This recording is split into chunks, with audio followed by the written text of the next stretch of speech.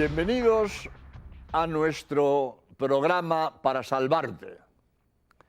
Me llamo Jorge Loring, soy jesuita español y he venido a Birmingham a grabar unos espacios donde desarrollo algunos temas que expongo en mi libro Para Salvarte. Y el tema de hoy va a ser la identificación científica de la tumba y de los huesos de San Pedro que se han encontrado en una necrópolis, en un cementerio, bajo la Basílica Vaticana. En los dos programas anteriores hemos tratado de cómo la ciencia confirma la fe. Primero fue la astronomía, que confirma nuestra fe en Dios creador, porque lo que dicen los astrónomos del origen del cosmos necesita a un creador. Si el cosmos comenzó, como ellos dicen, hace 15.000, 20.000 millones de años, necesitó alguien anterior al cosmos que ponga el cosmos en la existencia, porque nadie puede darse la existencia a sí mismo. Antes de existir, nada se puede hacer. El cosmos comenzó hace 15.000, 20.000 millones de años, luego hace falta un creador distinto del cosmos que pone el cosmos en la existencia. El programa anterior fue la Sábana Santa de Turín, que demuestra que Cristo es Dios, porque si la Sábana Santa tiene grabada a fuego la imagen del cuerpo de Cristo por una radiación que salió del cuerpo de Cristo en el momento de la resurrección, entonces demuestra, la Sábana Santa confirma que Cristo resucitó. Y como Cristo profetizó que resucitaría al tercer día para demostrar que era Dios, al ser la Sábana Santa un documento científico que confirma que Cristo resucitó, nos confirma también que Cristo es Dios. La Sábana Santa es un documento científico que confirma un dogma de fe, que Cristo es Dios. Hoy va a ser la arqueología. Hoy va a ser la arqueología quien demuestra que la Iglesia Católica es la única fundada por Cristo, por lo tanto, la única verdadera. La ciencia confirmando la fe. La astronomía confirma mi fe en Dios, la Sábana Santa confirma mi fe en Cristo Dios, la arqueología confirma que la Iglesia Católica es la única verdadera. Para hacer este trabajo de la identificación científica de la tumba de San Pedro, de los huesos de San Pedro, yo lo he expuesto, tengo un vídeo y un libro donde desarrollo esto. Y para hacer este trabajo fui a Roma, estuve un mes en Roma y he hablado con los arqueólogos que han hecho el descubrimiento. Los jesuitas alemanes Kirschbaum y Ferrua y los arqueólogos Getty y Yossi, que fueron los que descubrieron la tumba de Pedro. Y después estuve 4 horas con Margarita Guarducci, que es la directora nacional de arqueología del Estado italiano, que ha sido la que ha descubierto los huesos de San Pedro, aunque después el doctor Correnti ha sido el que ha identificado los huesos. Pero la identificación de los huesos de San Pedro se debe a Margarita Guarducci, con quien yo estuve en su casa 4 horas hablando del tema. De manera que, como digo, el trabajo tiene 2 partes. Primero, identificación de la tumba en tiempos de Pío XII y después identificación de los huesos en tiempo de Pablo VI. La identificación de la tumba, que como digo se debe a los arqueólogos jesuitas Kirschbaum y Ferrua y a los arqueólogos italianos Getty y Yossi, se hizo en tiempos de Pío XII. Porque estando preparando la cripta, la tumba de Pío XI, al estar preparando la sepultura, se descubrió un mosaico. Y como sabíamos que debajo de la Basílica del Vaticano estaba la tumba de San Pedro, se sabía, pero ¿dónde? ¿Dónde? Pues no sé. ¿En qué sitio concreto? Ahí abajo, ahí abajo. Pero cuando se descubre un mosaico, Pío XII dice que sigan las excavaciones. Y siguieron las excavaciones. Repito, los jesuitas Kirschbaum y Ferrua y los arqueólogos italianos Getty y Jossi. Siguen las excavaciones y descubren toda una necrópolis, todo un cementerio bajo la Basílica Vaticana. El cementerio tenía dos partes: tumbas ricas de grandes mausoleos de alabastro de las familias célebres italianas, los Flavios, los Valerios, etc. Y otra parte de tumbas pobres, tumbas cavadas en la tierra. Y entre las tumbas pobres cavadas en la tierra aparece una tumba abierta y vacía. Y en esa tumba aparecen centenares de monedas de toda Europa. Total, voy a abreviar porque el tiempo no da para mucho, pero después de unos estudios dicen: esta es la tumba de Pedro. Ya está. Esa es la tumba de San Pedro. Y esta cantidad de monedas de toda la Europa medieval demuestra la veneración que se ha tenido a esta tumba, que han venido de toda Europa. Es costumbre en Italia echar monedas en las tumbas, y hay monedas de toda Europa. Bien, pero esa tumba abierta y vacía, no había huesos. Bueno, había unos huesos, pero de un animal, de un cordero, pero huesos humanos no había. Y ya está, tiempo de Pío XII. Esa es la tumba de Pedro. Y Pío XII, en un radiomensaje de Navidad, lo dio a conocer. Hemos encontrado la tumba de Pedro, pero no hay huesos humanos. Bien, siguen tiempos de Pablo VI y Margarita Guarducci, primera autoridad mundial en epigrafía griega, se pone a descifrar unos grafitos, unas inscripciones hechas con punzón en el enlucido del muro.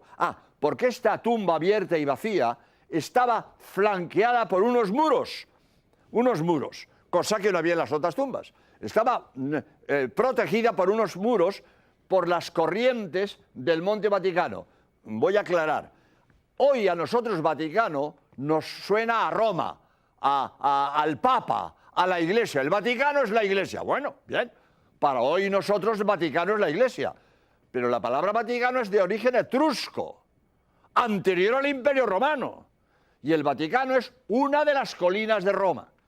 Una de las colinas de Roma se llama Vaticano, nombre etrusco, anterior al Imperio Romano. Pues en el Monte Vaticano había en la ladera del Monte Vaticano es donde está esta sepultura. Voy a explicar un poco porque esto es historia y esto siempre es interesante. San Pedro fue martirizado por Nerón en el circo de Nerón y de Calígula, ¿no? Bueno, pues fue el martirizado en el circo de Nerón y Calígula. Y después de martirizado fue enterrado en el cementerio de la ladera del Monte Vaticano. Había una necrópolis, un cementerio en el Monte Vaticano. Ahí fue enterrado.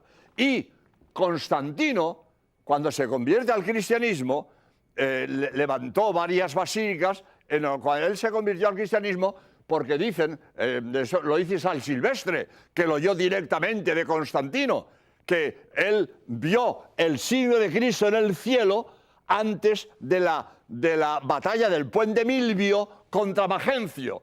Y él pensó que Cristo le dio la victoria sobre Magencio. Y entonces se convirtió al cristianismo y levantó varias basílicas cristianas. Bueno, pues la Basílica de San Pedro, Constantino la edificó sobre la tumba de Pedro.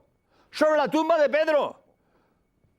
En una ladera del Monte Vaticano con grandes dificultades, teniendo al lado la gran explanada de 100 metros por 300, donde estaba el circo de Nerón y de Calígula.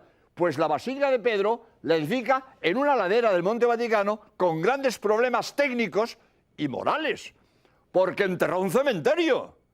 Y para aquellos, los romanos y los judíos, las tumbas eran sagradas, con enormes dificultades de todas las familias ricas que tenían allí sus tumbas. Constantino enterró el cementerio, la necrópolis, y encima levantó su basílica. Y encima de la basílica de Constantino está la actual basílica. En mi libro lo pongo, en mi vídeo, un croquis de la actual basílica encima de la Basílica de Constantino y encima de la necrópolis donde estaba enterrada, estaba la tumba de San Pedro. Bien, a lo que voy. Entonces, en esa tumba, donde estaba enterrado San Pedro, en la ladera del monte, había filtraciones de agua. Y entonces Constantino, para defender los huesos de la humedad de las filtraciones de agua, protege la tumba de San Pedro con unos muros. Y a los huesos de San Pedro los mete en un nicho que está en el muro rojo. Y Margarita Guarducci, repito, primera autoridad mundial en epigrafía griega, me lo dijo a mí, estuvo 2 años desfilando los grafitos, porque allí venía todo el mundo y escribía. Y uno escribía encima de otro, y es una maraña de rayas. Y Margarita Guarducci, 2 años de estudio, ha publicado después su estudio en un enorme trabajo que ha sido premiado por ¿cómo se llama? El Instituto de Investigación Italiana, no me sé exactamente el nombre, pero el premio a la investigación italiana por el Estado italiano. Bien, pues ese estudio de Margarita Guarducci, descifrar los grafitos que había en el muro G, se llama muro G por los grafitos que había escrito. Y descubre, en esos grafitos, descubre varias frases muy bonitas. Pedro pide por los cristianos sepultados junto a tu cuerpo. Ahí escrito. Y más, pero para abreviar. Y descubre un grafito que pone, Pedro está aquí. Cuando Margarita Guarducci descifra el grafito, Pedro está aquí, manda que piquen ahí dentro. Pican el muro y detrás de ese muro aparece un nicho cubierto de mármol blanco con unos huesos. Se estudian los huesos. El profesor Correnti de Palermo estudia los huesos. Primero, huesos de ratón. Un ratoncillo se coló por una rendija, no pudo salir y allí se murió. Y después, huesos de varón. Primero, huesos humanos, todos de la misma persona, de sexo varón, de complexión robusta, que murió en edad avanzada y murió en el siglo I. Y yo le pregunto a Margarita Guarducci, oiga, ¿qué porcentaje de seguridades tenemos de que estos huesos sean de San Pedro? Y me dice Margarita Guarducci, el 100%. Por la directora nacional de arqueología del Estado italiano, el 100% de seguridades que esos huesos son de San Pedro. Me dice Margarita Guarducci, si buscamos los huesos de San Pedro, ¿qué buscamos? Hueso de varón. Ahí tenemos hueso de varón. De complexión robusta, San Pedro era pescador. Varón de complexión robusta, que murió en edad avanzada, que vivió en el siglo I. Todos los datos que buscáramos de San Pedro los tenemos en estos huesos. Estos huesos, y otra cosa interesante, y estos huesos han estado envueltos en un rico paño de púrpura y oro, porque están manchados del rojo de la púrpura. Han sido huesos muy venerados que Constantino los envolvió en un rico paño de púrpura y oro para tenerlos. O sea, han sido huesos muy venerados. Y otro detalle interesante, estos huesos, mientras los huesos de ratón están limpios de tierra, estos huesos, envueltos en el rico paño de púrpura y oro, tienen tierra adherida similar a la tumba abierta y vacía que descubrieron Kirschbaum, Ferrua, Getty y Joshi. La misma tierra de la tumba abierta y vacía de San Pedro, esa tierra adherida hay en los huesos que se han encontrado en el nicho que hay donde, junto a la tumba abierta y vacía que habían descubierto los arqueólogos Kirschbaum, Ferrua, Getty y Joshi. Es decir, para abreviar, porque quiero decir otra cosa después, es decir, podemos tener la seguridad de que hemos encontrado la tumba de Pedro, de que hemos encontrado los huesos de San Pedro. Están en una necrópolis bajo la Basílica Vaticana. Ahora bien, esto para nosotros católicos es de un enorme valor. de un enorme valor. Ahí está Pedro, en que Cristo fundó su iglesia. ¿Y dónde está Pedro? Debajo del altar papal, debajo del baldaquino de Bernini, debajo de la cúpula de Miguel Ángel. Ahí está Pedro y encima su legítimo sucesor. Hay una continuidad local de San Pedro a Juan Pablo II. No solo por la historia, que tenemos la lista de más de 260 papas desde San Pedro a Juan Pablo II. Tenemos toda la lista de papas desde San Pedro a Juan Pablo II. La historia nos demuestra que Juan Pablo II es legítimo sucesor de San Pedro. Pero no solo la historia, la arqueología. Es que descubrimos los huesos de San Pedro debajo del altar papal. Es que todos los papas de Roma han dicho misa sobre la tumba de Pedro, sobre los huesos de Pedro. Continuidad local. Conclusión. Para nosotros importantísima. Conclusión. El que quiere estar en la iglesia de Cristo tiene que estar en la iglesia católica, la única que Cristo fundó. Cristo fundó una sola iglesia, en Pedro. Tú eres Pedro, y sobre esta piedra edificaré mi iglesia. Cristo hace un juego de palabras. En español, Pedro y piedra se parecen, pero en arameo, que es la lengua que usaba Cristo, Pedro y piedra es la misma, Kefa, Kefa. Cristo hace un juego de palabras, le dice a Pedro, tú eres Kefa, y sobre esta Kefa edificaré mi iglesia. Cristo funda su única iglesia en Pedro, y el único legítimo sucesor en el mundo de Pedro, el Papa de Roma. Quien quiere estar en la iglesia que Cristo fundó en Pedro, tiene que estar en la iglesia del Papa de Roma, la única en el mundo fundada por Cristo.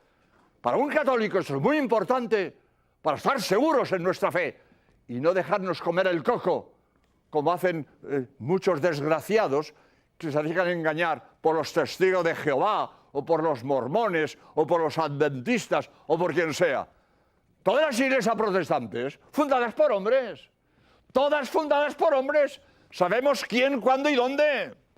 Los testigos de Jehová, fundados el siglo pasado por Russell. Los mormones, el siglo pasado por Smith. Todos los protestantes, fundados por hombres. Sabemos quién, cuándo y dónde. Y todos vienen de Lutero. Todos vienen de Lutero. Antes de Lutero no había protestantes. El primer protestante fue Lutero, que era católico, que era sacerdote, que era religioso. Se pelea con el Papa, rompe con la iglesia y funda su iglesia. Y los luteranos son los primeros protestantes. Y antes de Lutero no había protestantes. Herejías ha habido siempre. Desde los primeros tiempos del cristianismo ha habido herejías. Qué sé yo, valdenses, montanistas, priscilianos, montones de herejías desde de los primeros siglos. Pero herejías independientes. No tienen unidad con el protestantismo. No tienen unidad de doctrina. No tienen unidad de gobierno. No han formado una misma comunidad en el tiempo. Herejías independientes. Pero todas las iglesias protestantes de hoy, todas vienen de Lutero. Y desde el luteranismo se fueron subdividiendo y hoy tenemos más de 400 sectas protestantes. Hay un libro de Crivelli, se llama Diccionario de Sectas Protestantes. Tiene más de 400. Y todas estas 400 sectas protestantes, todas vienen de Lutero. Y antes de Lutero no había protestantes. Yo suelo decir, cuando hablo de esto, perdonad si a alguien no le gusta, pero yo digo un medio chiste, que yo me invento, pero que da luz a esto. A lo mejor a alguien no le gusta que diga esto, pero lo digo porque lo digo siempre, pues no tengo por qué no decirlo aquí. Yo digo esto. Si una señora tiene un hijo 15 años después de morir su marido, ¿será de su marido? Pues el protestantismo nace 15 siglos después de morir Cristo. Si el protestantismo nace 15 siglos después de morir Cristo, ¿cómo Cristo va a fundar el protestantismo? El protestantismo lo fundó Lutero. Y después de Lutero, todos sus seguidores se han ido subdividiendo. Pero ninguna iglesia protestante, pues, ni lo dice. que fue fundada por Cristo. No puedes decirlo. Sí, se coge la historia de cada iglesia protestante y nada, llegaron hace unos cuantos años. Todas comenzaron recientemente. Ninguna puede decir que fue fundada por Cristo hace 2000 años. Los católicos lo podemos decir. Nuestra Iglesia Católica fue fundada por Cristo en San Pedro y el único legítimo sucesor de San Pedro en el mundo, Juan Pablo II, el Papa de Roma. Por lo tanto, que quede claro que el que quiera estar en la Iglesia que Cristo fundó en Pedro, tiene que estar en la Iglesia Católica, la única fundada por Cristo, y Juan Pablo II, el único legítimo sucesor de San Pedro. Por lo tanto, la arqueología encuentra los huesos de San Pedro, encuentra la tumba de San Pedro, debajo del altar papal, en una necrópolis bajo la Basílica Vaticana, y la arqueología me confirma mi fe en la Iglesia Católica, porque me confirma que el único en el mundo legítimo sucesor de San Pedro es Juan Pablo II, el obispo de Roma. Pero no quiero terminar porque sería injusto que alguien saque la conclusión de lo que he dicho, que todos los católicos seamos buenos y todos los protestantes sean malos, porque eso no es verdad. Entre los católicos hay católicos indeseables. Entre los protestantes hay protestantes de buena fe, que son excelentes personas. Pero la buena fe de un protestante no convierte el error en verdad. El protestante está equivocado, aunque sea buena persona, está equivocado. Hay que distinguir que su vida sea honrada y honesta y sus ideas estén equivocadas. El protestante está equivocado, aunque sea buena persona, está equivocado. Su iglesia no la fundó Cristo, la fundó un hombre. Y el católico está en la verdadera iglesia de Cristo. Y si es mal católico, se irá al infierno. Pero el que él sea mal católico no quita que esté en la verdadera iglesia de Cristo. Lo que pasa es que no basta estar en la iglesia de Cristo, hay que cumplir con la iglesia de Cristo. Hay que ser fiel a la doctrina de Cristo. Y el católico que es fiel a Cristo se salvará. Y el católico que es mal católico se condenará. Pero hay que distinguir entre que la Iglesia Católica es la verdadera y que todos los católicos sean buenos, porque los hay malos. Y que la Iglesia protestante está equivocada, aunque haya protestantes que son excelentes personas. Pero quiero advertir que a veces se oye decir, para atacar a la Iglesia Católica, porque hay católicos indeseables. Pues hay que ver el católico ese que es un tal, hay que ver el otro católico que es un cual. Pues sí, hay malos católicos. Pero para ver si un árbol es bueno, no miro la fruta podrida caída del árbol. Para ver si un árbol es bueno, miro la fruta pujante de sus ramas. Para ver si la Iglesia Católica es buena, no miremos a los malos católicos, que es la fruta podrida caída del árbol. Miremos los santos, son exponente de lo que la Iglesia da de sí. Los santos son representativos de lo que es la Iglesia de Cristo. Y los santos nos dan ejemplos de heroísmo y de virtud. Pues el ejemplo de lo que da de sí la verdadera Iglesia de Cristo son los santos, que es la fruta pujante que cuelga de sus ramas, y no los malos católicos, que por desgracia los hay, pero los malos católicos es la fruta podrida caída del árbol de la Iglesia. Por lo tanto, voy a terminar con esta idea de que la Iglesia Católica es la única fundada por Cristo, la única verdadera, pero no todos los católicos somos ejemplares. En la Iglesia Católica hay buenos, malos y regulares. Y ya dijo Cristo que la cizaña crecía al mismo tiempo que el trigo. En la Iglesia Católica hay trigo bueno y cizaña. Y los protestantes están equivocados, aunque algunos nos pueden dar ejemplo de virtud y de honradez, nos pueden dar ejemplo, pero eso no quita que estén equivocados, porque la buena fe del equivocado no convierte el error en verdad. Yo puedo tener un administrador que me lleva las cuentas y me dice, él cree que 2 y 2 son 5. No me quiere robar, está equivocado. Yo no le digo ladrón, pero digo que está equivocado.